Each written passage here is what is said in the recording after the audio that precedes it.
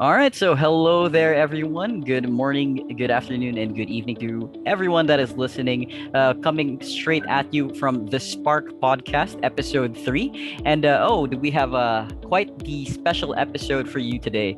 So, if last session, if you guys, took a look at that, and I do suggest that you do because there was quite a bit of information there that was super interesting. Last session, we actually talked a little bit about the business mindset, a little bit about exploring in different markets, the overall entrepreneurial headspace that you need to get in. So it was really interesting stuff. And today we are actually talking to a very interesting person. We got with us today Mr. Wanjohi Martin, who is an expert in the learning and development field in Kenya, an emerging market, very much like the market that we're currently in here in Southeast Asia. And they are very, very aggressive when it comes to, learning technology, incorporating different technologies in general. I would love to talk about you a lot more myself, but no one can give a better introduction, about yourself than you yourself. So, uh, Sir Martin, please do give us like a really quick introduction so that our viewers who are listening to this video today can, get a little bit of insight about you. Thank you very much, and good morning, good afternoon, good evening, wherever you're listening in.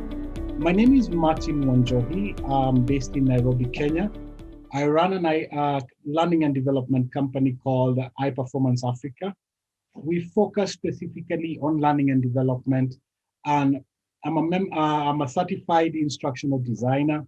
I am into learning strategy, and also I'm a certified balanced scorecard practitioner with the aim of learning helps organizations achieve strategy, because the only purpose of learning is to impact the business outcomes. So that's a little bit about me and about what I do. And also a member of the Association of Talent Development, ATD. Wow, that's actually quite a extensive resume, so to say. So, you mentioned a little bit about you being basically a leader in learning and development. What exactly are the roots of that? Like, how did you get to that point in your life where you were just like, hey, I think companies need a lot of training and learning development. And then what made you decide to go into that field in the first place? Okay, so I'll term myself as what we call accidental trainers. So, and my journey into learning started as a curiosity.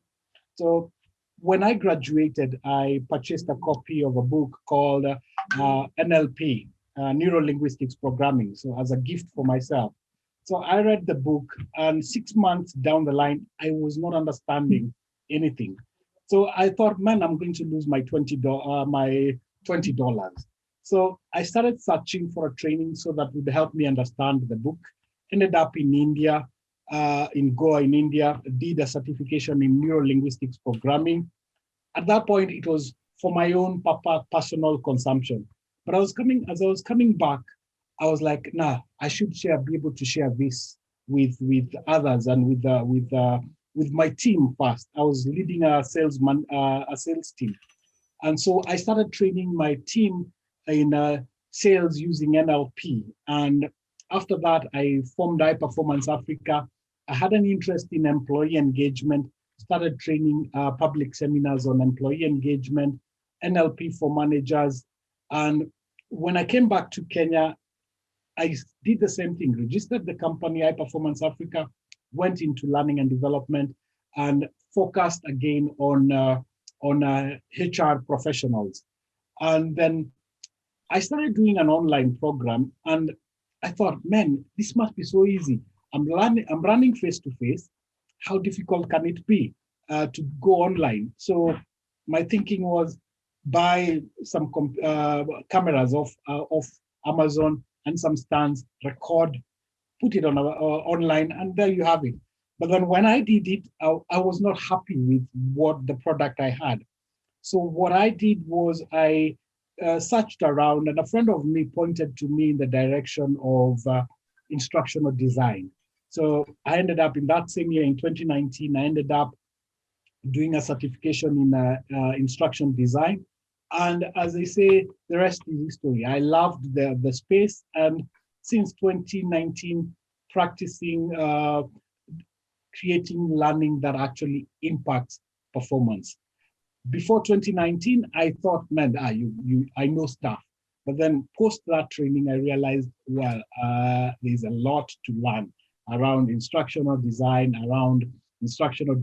for e-learning. And it's a very interesting and wonderful journey because you're always learning. You're always learning. You're being a lifelong learner. Right now, I've developed interest in quite a number of things around performance consulting, scenario-based learning, storytelling within e-learning. So it's for me, it's became a passion of what I'm doing. And then when I combine it with the strategy execution, it's exactly like I created what I'd wanted, right? So my learning perspective is also to help organizations achieve their strategy. And then when you're looking at the strategy of the organization, you see the performance gap, you see the learning needs, you see the skills gap, the competencies that are required in the organization. So for me, it's I'd say it's heaven having landed where I am, not by choice, but by design and by curiosity.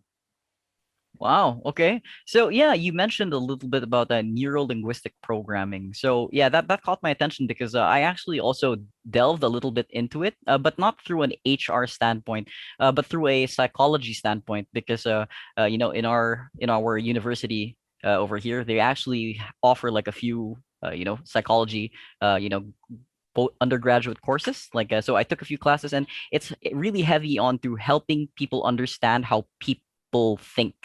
And then especially for you in the learning and development space, I feel like that's very, very important, because neuro-linguistic programming talks a lot about finding new ways for people to learn better, to understand better. And then yeah, since you basically evolved that from starting off from a simple book into moving into a whole business idea, what exactly are the advantages of being able to take into account, like, things like neuro-linguistic programming or all of these different technologies in order to help businesses, specifically in emerging markets, develop everything that they have in terms of their all of their resources, all of their content and things like that. How does it help them? So neurolinguistics is first of all about understanding yourself before you can even understand others. You cannot understand others in terms of how they think if you don't understand yourself in terms of how you also think. Simply defined, neurolinguistics programming is the manual to the human being. TVs, phones, cameras come with manuals, how to operate them. But human beings don't come with a manual on how to operate them. So NLP helps in that, such that you're able to understand people's why people behave the way they behave, why people think the way they think. And like interestingly, I have a session running on about mindsets, and this is for managers. And I've found NLP to be very useful in changing mindsets. NLP is one of the tools used in change management. And when we are doing L&D, when we're providing learners with learning, we are hoping to change behavior. So NLP comes into play a lot because then you know how to change behavior, and you can even apply NLP as you're designing your learning, such that you're asking yourself, who are my learners? What do I want them to, how do I want them to behave after doing this course? So NLP provides a good platform in terms of thinking as you creating your course. And also just to share, learning and development is to cause change. The whole purpose is to cause change. NLP is a tool to bring about change. So it's a helpful tool as you're doing in the L&D space. And I've found I'm combining so many things that at the end of it all, you need to be able to engage your learners, because learning is not about completion. Learning is not about the number of people who take on a course.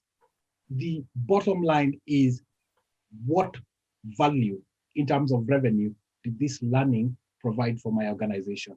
If you look at the case of a CEO in a company, if you take a large bank, the CEO doesn't care about how many people attended a training or how many people have completed the training. What they want to know is, I spent $100,000 on training. How much did it generate for this company in revenue? So L&D departments have for a long time been operating like support departments, but it's time the L&D department becomes a commercial department, in sense of, if you're investing $10,000 in a learning program, how is it impacting the strategic objectives of the business? So $10,000 is an investment through L&D. How much is it contributing to, say, a financial objective of the business? How is it contributing to internal process of the business? How is it contributing to the internal learning and growth in the business? In numbers, not hypothetical. So learning also needs to move from gut feeling or hearsay into database and evidence-based learning results. Okay. So basically, it's a lot about taking these traditional things. Learning and development is so brick and mortar. It's basically been around ever since the whole conceptualization of business in itself. People are always trying to do better, trying to make new things to make things more efficient. So in this space of learning and development, what exactly are the tools that people can look for, especially for businessmen? Like, let's say I'm an emerging businessman in Kenya, and I'm trying to start up a business and trying to really take advantage of good learning and development tools. What exactly are the not just the tools, but what are the features that you look forward to when suggesting something to, like, let's say me, I'm your client, and you're helping me out with my learning and development in my brand. What type of technologies can you suggest for me? So one of the key things will be to look for learning technology that applies sound instructional methods and sound instructional media. Around instructional methods, you would need a platform that actually provides use of case studies, use of quizzes, use of discussion boards, peer-to-peer learning. And also, there's a very interesting platform that I had an opportunity to review, and I found it quite interesting. And this I would ask organizations to look at, because when you're providing learning, you want to build the capability or the competency of the employee so that they can perform well. And this platform, ProSpark, had an opportunity where you can actually test the competencies of the employees. And so this provides an outcome in that you can test your learners before the training and after the training, and this ties to your competency framework in the organization. Learning does not operate in isolation, because the whole purpose we want to train our people is to provide them with skills to better perform. So if you're not able to measure what skill my people are at, and then where I want to take them to, then you would just be doing learning as an activity and not as an outcome-based program. So we have a tendency of HR has a KPI around learning, and so everybody just wants to tick the box. We were doing a research recently, and we found something very interesting. One, learning is more of a KPI, but people do it as an activity. And then now, two, organizations do not have the capability internally for developing learning. Now, you also need a platform that your people can create content easily. And you, again, also using sound instructional design, or that it has access to learning programs that use sound instructional design. So those are the key things that we'll be looking at. In terms of the media, also interesting, because most platforms use video, but then also you need to use a combination of video with also the ability to quiz participants to see how well the learners, how well are they understanding what is being taught. And also key is to provide space for reflection and action planning. So those are the key things I would advise you to be looking at. I see. All right. So, and then also, just to take into account like a little bit of what you said, since Kenya is actually one of the top leaders in terms of taking in new technologies in Africa, how do you think like technologies such as learning management systems and all of these other new technologies that are basically helping the HR space or the learning and development space, how do you think they would incorporate, how well would they incorporate this technology, and is it relevant, like especially for you, since you've been a professional in this field, so you've been through basically the different stages of learning and development, pre-technology, post, during technology, and then as we're moving forward, even more technology is being introduced. How important is technology learning in Kenya, especially for an emerging market? Mm. So let me start with a research we did in 2020, just in April of 2020. People have always been talking about the future of work and the future of industry. One, the future arrived and we were not ready. Now, the future is e-learning. But also, again, we need what we're finding in the market is there is no distinction between virtual instructor-led, self-paced learning, webinars, and people are taking all of them to be learning. Yes, they're providing learning, but the future is where an employee can learn on demand, at their time, at their own time, and on any device. So with Kenya being an emerging market, the uptake of technology is quite high. So there is quite, and we're seeing organizations within the last 1 year and a half, the number of requests for learning management system has actually gone up. So there is a demand for learning platforms. Now, the gap exists where creating learning for these management systems. Now, as a country, as opposed to Nigeria or South Africa, we do not train instructional designers. So that there's that gap which organizations will need support in to create learning that transfers skills. Now, we say in learning, telling is not training. So if you put on take on a book and put it online, well, you're doing a disservice to the learner, because you want learning that will be engaging to the learner, learning that creates an emotional connection with the learner, so that you're not forcing people to learn. And when we get to that point that you are creating lifelong learners through engaging learning with a platform that can provide that, then we will be at the right place. Okay. All right. So basically, just so that like I can summarize it, just to see, you have such a wealth of knowledge that me, who is like, having to hear you speak about, I can hear your passion in learning and development just by listening to you.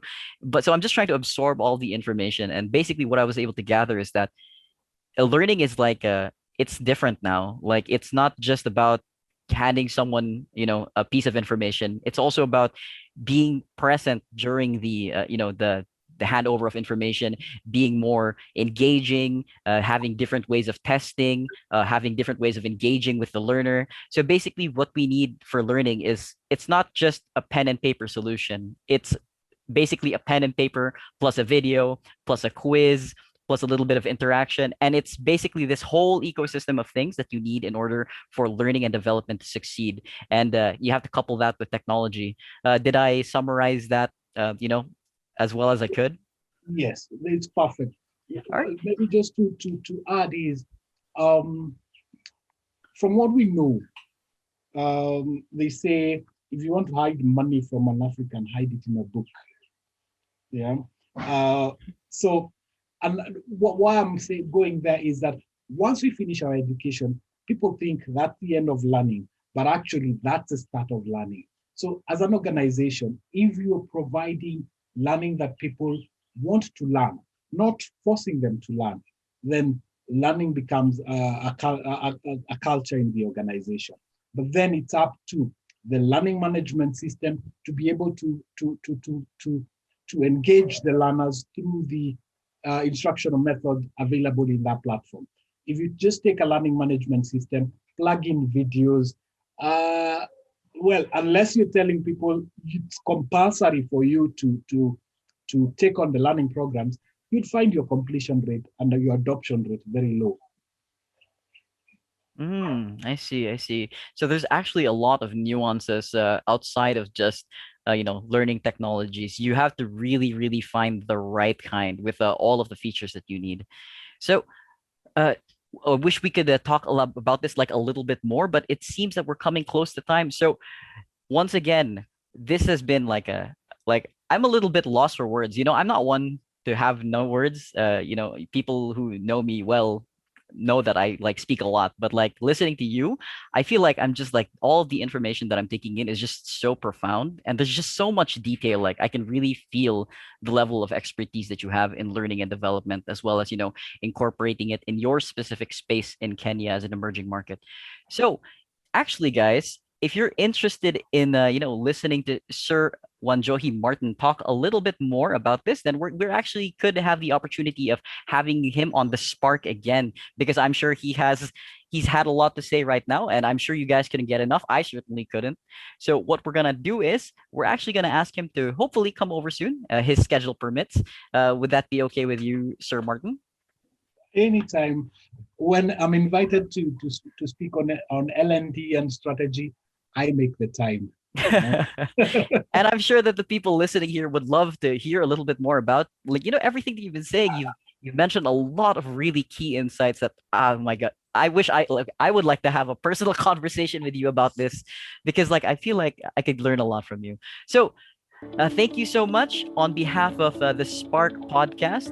So, if you guys are actually interested in that, little learning management system that Sir Martin was talking about earlier, with all of these different nuances and functionalities, and being able to test your learners, you should actually check out ProSpark. So, ProSpark is a learning management system that is designed to train, skill, reskill, and upskill your employees. So if you're interested in learning a little bit more about us, as well as getting a free demo, all you have to do is head over to prospark.co, and then there's a little bit form there. All you have to do is click that, sign up for a free demo, and you'll be good to go. So thank you again, and you guys have a great day. Good morning, good afternoon, good evening. And yeah, Sir Martin, would you like to say like a little bit of a closing remarks before we go? Well, I think what I'd like to say is the future is for those who learn. And learning today is readily available online and on various learning platforms. And the number one key thing is be curious. Be curious. Wow. If anything, that's gonna be the title of our podcast right now. Be curious. That's quite a one-liner you got there, Sir Martin. So yeah, you heard it here first. Be curious and spark up your learning today.